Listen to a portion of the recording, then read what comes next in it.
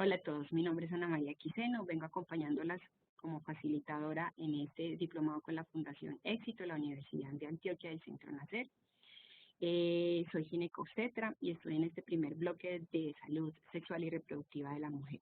Hoy vamos a hablar de un tema muy importante y es estrategia código rojo. La estrategia código rojo es un manejo protocolizado de la paciente en hemorragia obstétrica. Todos nosotros sabemos que una de las causas de mortalidad materna a nivel mundial es la hemorragia obstétrica.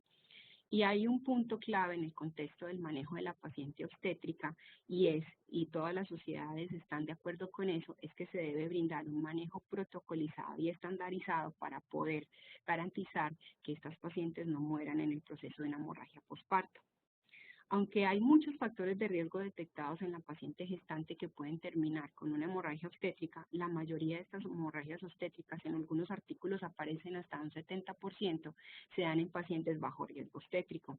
Por eso la necesidad de que todo el equipo de manejo de la paciente obstétrica esté estandarizado y esté entrenado en el manejo de hemorragia obstétrica. Y para eso nos sirve el código rojo.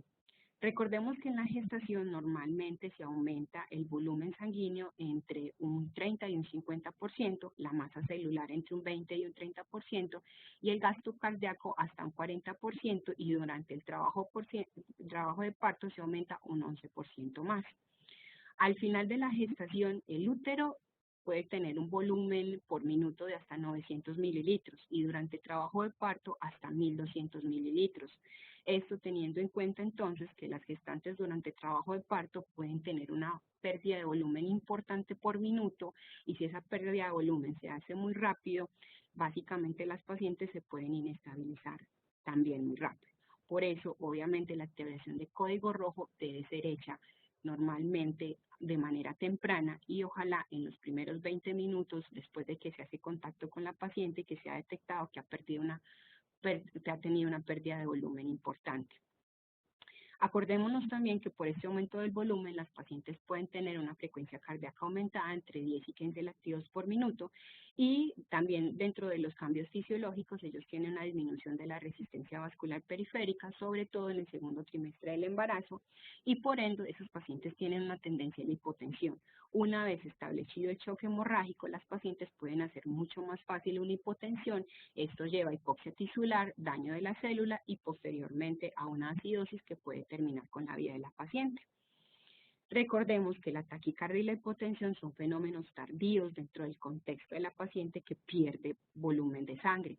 Normalmente se empiezan a manifestar cuando la paciente ha perdido entre 2.000 y 2.500 mililitros, que eso ya está catalogado como una hemorragia severa, y la paciente en ese contexto ya puede tener hipoxia tisular y eso desencadenar una acidosis o una coagulación intravascular diseminada.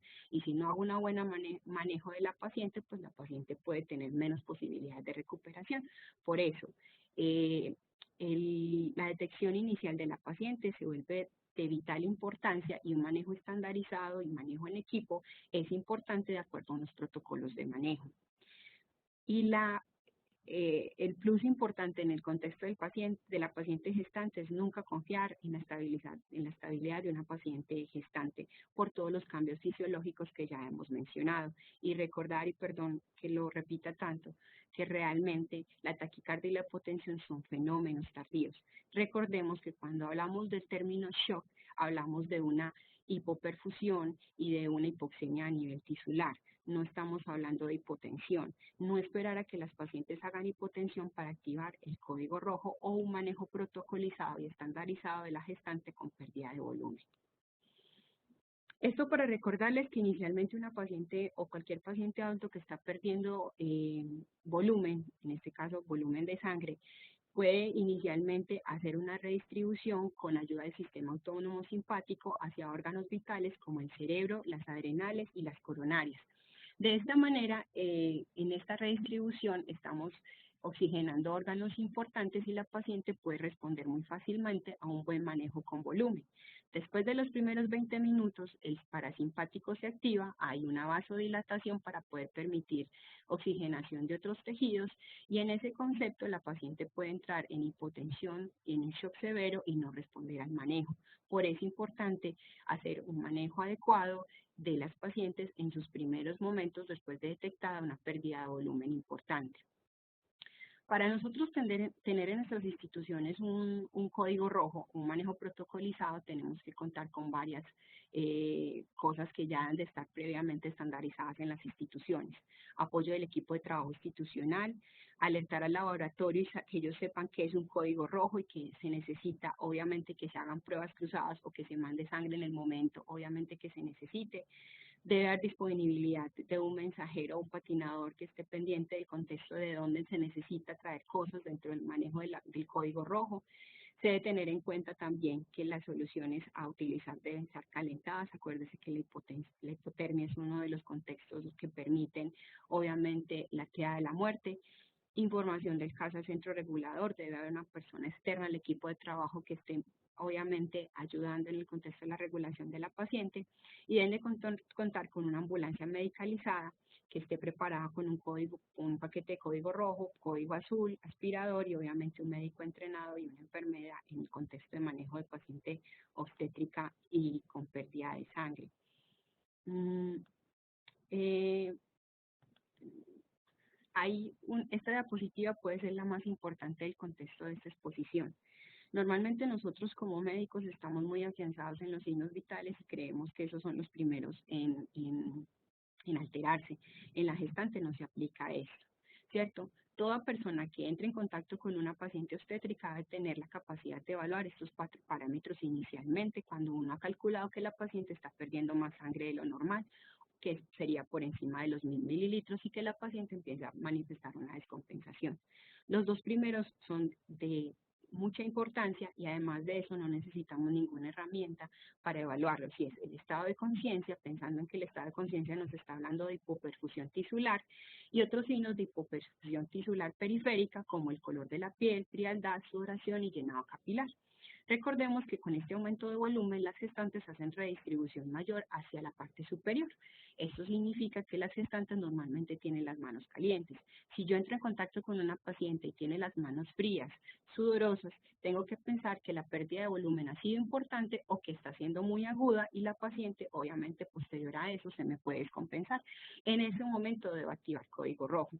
El pulso y la presión arterial también deben ser tenidos en cuenta, pero teniendo en cuenta también, como ya les expliqué, que son deterioros finales que se dan dentro del contexto de un choque hemorrágico y que en la paciente gestante normalmente no se puede confiar en la estabilidad hemodinámica. Entonces, estando el estado de conciencia, signos de hipoperfusión, a la paciente se le debe iniciar un manejo protocolizado y estandarizado, en este caso el código rojo, para poder estabilizarla inicialmente, aprovechar todos estos cambios fisiológicos que hace el cuerpo durante una pérdida de volumen para poder sacar a la paciente de esa pérdida de volumen y que la paciente no tenga ningún cambio que finalmente sea difícil de retroceder y que la paciente termine con un daño más grave.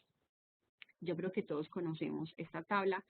Es básicamente la estadificación que nosotros podemos hacer del shock de la paciente. Recordemos que por debajo de 1000 mililitros los pacientes normalmente van a tener un shock compensado, no van a hacer ninguna manifestación a nivel clínico, pero ya obviamente por encima de 1000 mililitros van a tener un shock leve, moderado y severo y lo que tenemos que hacer inicialmente es contactar a la paciente, evaluar conciencia, evaluar signos de hipoperfusión tisular, presión arterial y pulso, clasificar y en ese contexto ya hemos tenido en cuenta la activación del código rojo. Una vez, obviamente, categorizando este código, tenemos que actuar dependiendo del contexto de ese shock, ¿cierto? Recordemos que la reposición de volumen se hace por cada cc de volumen sanguíneo perdido, se debe reponer 3 mililitros y en ese caso puede ser de solución salina en el contexto de que está avalado por las guías y que no se necesitan coloides para hacer esta reposición de volumen.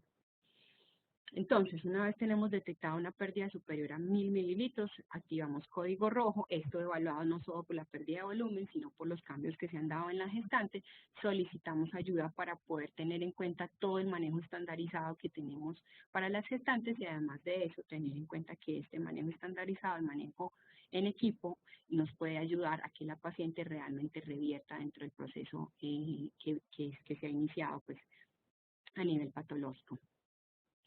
Entonces, ¿qué hacemos en ese tiempo cero cuando sea después de activarse el código rojo? Lo que hacemos es tratar de detectar la fuente de choque, tratar de categorizar el tipo de choque, prever cuáles complicaciones hemos tenido y hacer las acciones correctivas dentro del contexto de activación del código rojo. Entonces, en los primeros 20 minutos hacemos estabilización y diagnóstico. Entonces, alertar al personal de salud entrenado en código rojo obstétrico. Por turno, todos los participantes de ese turno en el hospital deben de saber que en el momento de activar código rojo tienen un puesto dentro del contexto de código rojo, así como de pronto lo pueden estandarizar, lo tienen estandarizado para código azul, y en ese caso deben de recurrir al llamado de urgencias o de emergencia que se haga en sala de partos, hospitalización o incluso consultorio en el caso de que se requiere. Lo primero que se debe hacer, y como estamos hablando de shock y es una hipoperfusión tisular y una hipoxia tisular, tenemos que evaluar el sistema respiratorio. Tenemos que tratar de administrar oxígeno suplementario con máscara, con bolsa reservorio mínimo a 10 litros por minuto y en ausencia de cualquier otro implemento que de pronto dé un flujo tan grande, podemos poner simplemente una cánula de oxígeno a 3 litros por minuto o un sistema Venturi a 35 o 50%. Se debe mantener oximetría de pulso por encima de 95. En una gestante ninguna patología se admite una saturación menor que esa. Y si la paciente está perdiendo volumen, tengan en cuenta que de todas maneras va a requerir un aumento del FiO2 para poder ayudarse mucho con la parte de la pérdida de volumen. Entonces, independientemente que no tenga una saturación disminuida, se le debe dar suplementación de oxígeno. Asignar a un miembro del equipo, el registro de los procedimientos realizados, la administración de líquidos, medicamentos, signos vitales, idealmente en formato preestablecido, garantizar la disponibilidad de hemoderivados, alertar al laboratorio de activar el sistema de referencia. Y como lo tenemos o lo tienen a veces protocolizado, siempre las gestantes deben de ser cateterizadas por un catéter número 14 o 16 que les permita un buen volumen de reposición inmediato por minuto y que la paciente pueda revertir fácilmente la pérdida de volumen o recuperar ese volumen con líquidos. Entonces, importante mantener a la paciente caliente, cubriéndola con mantas en posición supino, para que esta paciente, obviamente, la hipotermia no se sume al contexto del choque hemorrágico y pueda terminar en causas o en mortalidad materna. Documentación de los procedimientos, balance de líquidos y hemoderivados transfundidos. Es importante tener todo este procedimiento registrado. Realizar la toma de muestra de sangre para hemograma completo, pruebas cruzadas, pruebas de coagulación, incluido fibrinógeno. Recordemos que los tiempos de coagulación son muy malos para definir coagulación intravascular diseminada. Si tenemos fibrinógeno debemos pedirlo. Pruebas de función renal, pruebas de función hepática y si los tenemos, gases arteriales. Los primeros líquidos que se le colocan a la paciente, obviamente son los líquidos que tenemos a temperatura ambiente, pero tenemos que tener dispuesto que inicialmente se ponen los primeros 500 cc de salino, se debe tratar de calentar los próximos a una temperatura de 39 grados centígrados, titulando cada 5 minutos la respuesta. En los protocolos de manejo del código rojo se estableció que inicialmente respondemos a la paciente con 2000 cc. Pero eso no significa que yo voy a esperar a que pasen los 2000 cc de solución salino para poder evaluar si la paciente ha tenido respuesta a la reposición de volumen. Inicialmente se pasan los 500 cc, yo debo estar evaluando presión arterial sistólica y frecuencia cardíaca, estado de conciencia y signos de hipoperfusión para establecer si la paciente sí está respondiendo a la reposición de volumen que yo les estoy dando. Y obviamente pues tenemos que hacer la inserción de una sonda Foley para poder hacer un balance de líquidos y saber si la paciente realmente también está respondiendo. Acuérdense que la eliminación urinaria es un signo de hipoperfusión tisular. Si la causa de la hemorragia es la atonía uterina, recordemos que dentro del manejo de las pacientes con hemorragia obstétrica periparto, normalmente la atonía uterina es el 70% de estas causas, se recomienda implementar las siguientes medidas hasta que cese el sangrado o se defina la necesidad de otra intervención. Entonces, como ya lo habíamos mencionado, para balance hídrico que tenemos que hacer y además de eso para evacuar la vejiga, tenemos que hacer compresión uterina bimanual, iniciar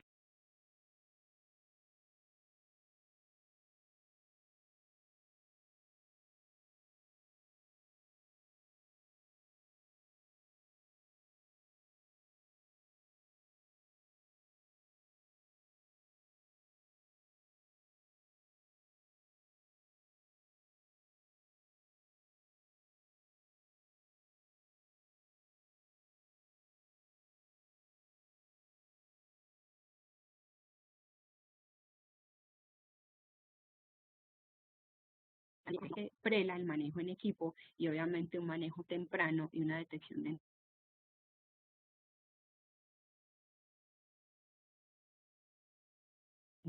temprano de estas pacientes. Normalmente las hemorragias obstétricas protocolizadas y estandarizadas son importantes y han salvado vidas a nivel mundial. Yo les agradezco su atención, espero que estén muy pendientes de este módulo de complicaciones obstétricas. Los obstetras que estamos en este módulo vamos a estar muy pendientes de todas sus preguntas y de todos sus aportes en el contexto del manejo de la paciente obstétrica con complicaciones, y espero que obviamente ustedes puedan estandarizar estos protocolos en sus instituciones y básicamente hacer uso de todo este conocimiento que ya ha demostrado que